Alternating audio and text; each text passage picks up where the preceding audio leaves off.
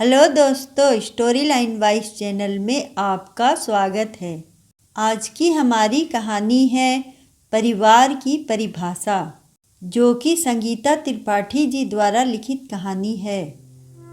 माँ, रमीत, नकुल और मैं अपनी फैमिली के संग गोवा घूमने जा रहे हैं, तुषार ने कनक को बताया।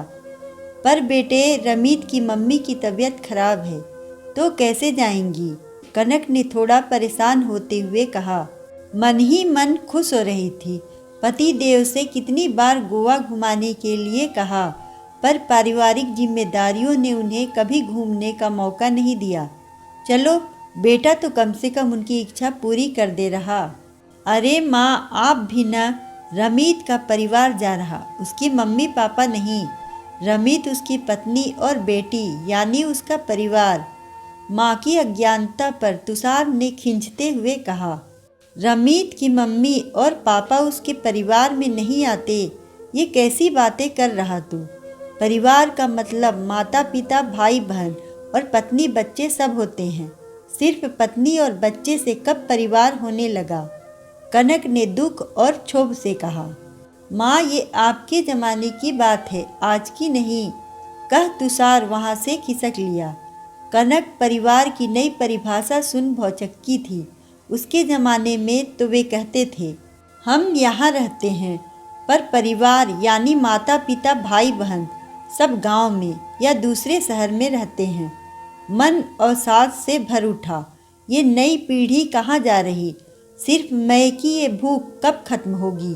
एक पल को तुषार से गोवा जाने की बात पर जो कनक ढेरों आशीष दे रही थी, अब उसका मन व्यथित हो गया। अतीत का पिटारा खुल गया।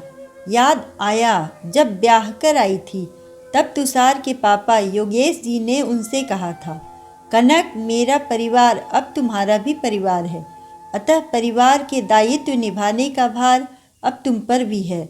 मेरे ऊपर 2 छोटे भाई बहन की जिम्मेदारी है, साथ ही बाबूजी और माँ की भी। उन्होंने बहुत कष्ट से मुझे पढ़ाया लिखाया है। अब मेरा कर्तव्य है उनको आराम देना। कनक ने पति की बात गांठ बांध ली।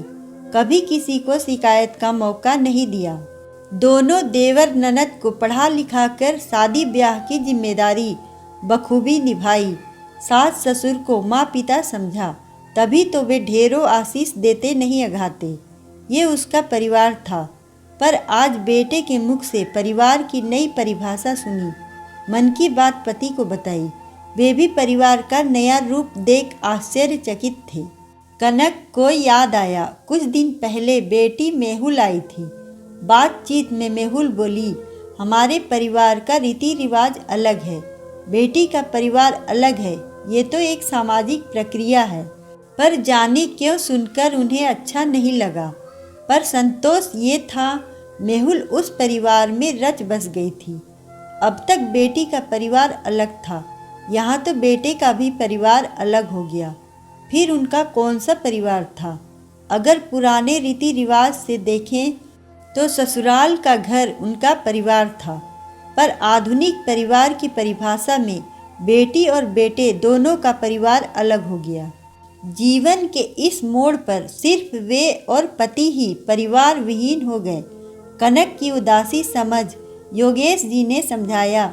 कनक, नई पीढ़ी कुछ भी कहे, जिस दिन उन्हें परिवार का मतलब समझ में आएगा, वे अफसोस करेंगे अपनी इस सोच पर। समय बहुत बलवान होता है, सबको सिखाकर ही जाता है। देखो, बरगद के पेड़ की असंख्य डालियां होती हैं, पर जुड़ी सब तने से ही रहती हैं। सारी डालियां बरगद की ही कहलाती हैं, नीम की नहीं। हमारा परिवार तो आज भी है। अम्मा, बाऊजी, बहन, भाई, बच्चे माने न माने, वे हमारे परिवार का हिस्सा हैं और रहेंगे। भले ही वे हमें अपने परिवार का हिस्सा माने या ना माने, ये उनकी सोच है। हमें अपनी सोच पर खुश रहना चाहिए। उनके पास पत्नी और बच्चा है, हमारी पीढ़ी के पास तो पत्नी बच्चे के साथ साथ रिश्तेदारों की फौज भी है। हम भाग्यशाली हैं जो हमारा परिवार विस्तृत है, क्योंकि हमारी सोच उनकी तरह छोटी नहीं है। वे मैं में जीते हैं, हम में जीते हैं। एक दिन नई पीढ़ी भी परिवार का विस्तृत रूप जरूर समझेगी, चाहे उनकी ज़रूरत समझाए या उनका संस्कार समझाए। परिवार की इतनी सुंदर विवेचना सुन कनक मुस्कुरा दी। सही तो कह रहे, हम भाग्यशाली हैं जो कभी अकेलेपन नहीं महसूस किए, क्योंकि हमारे पास परिवार है। कनक का बेचैन मन सुखद एहसास से पुलकित हो गया।